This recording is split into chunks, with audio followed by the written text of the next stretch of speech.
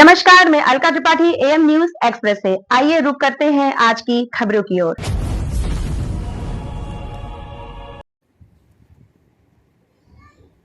SIR को लेकर जीतू पटवारी ने दिया बड़ा बयान, बोले हम बीजेपी को लोकतंत्र नहीं लूटने देंगे। मध्य प्रदेश में एसआईआर को लेकर राजनीतिक पारा तेजी से बढ़ गया है। कांग्रेस और बीजेपी आमने सामने हैं और दोनों ही दल इसे अपने अपने नजरिए से जनता के सामने रख रहे हैं।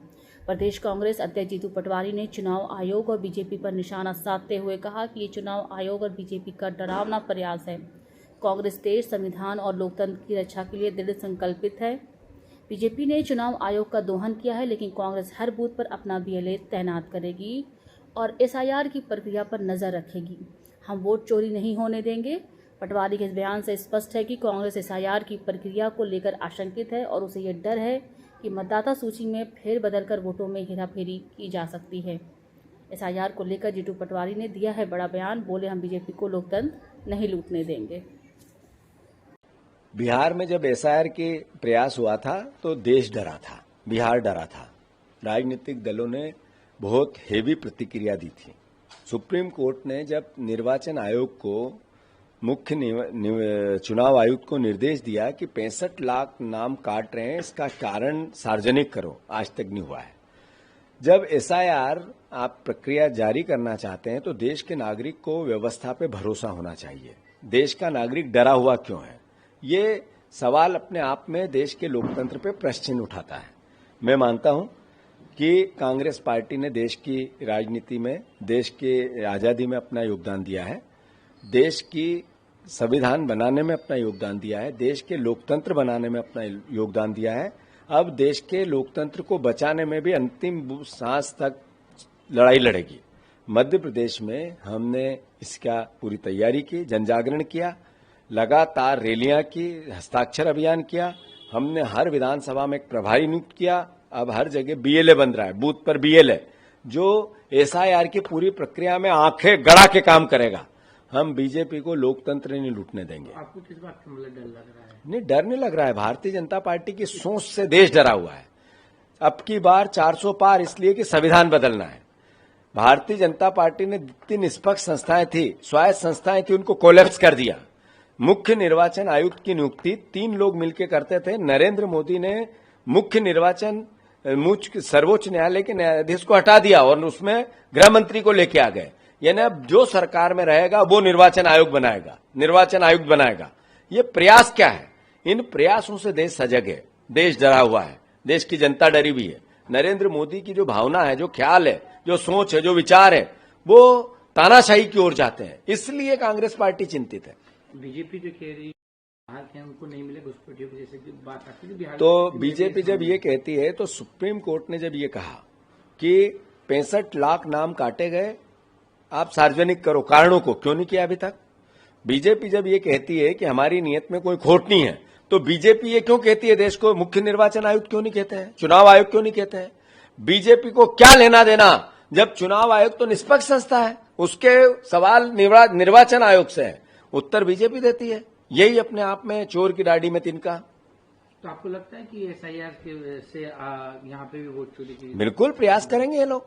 जब देख रहे हैं कि कांग्रेस सजग है, जनता भारतीय जनता पार्टी से रुष्ट है, बीजेपी से थक गई है, जब उनके मंत्री लूट में लगे हैं, आम जनता उससे ग्रसित है, आज चुनाव हो, बीजेपी का सुपड़ा साफ हो जाएगा, तो दूसरा रास्ता अपना रहे।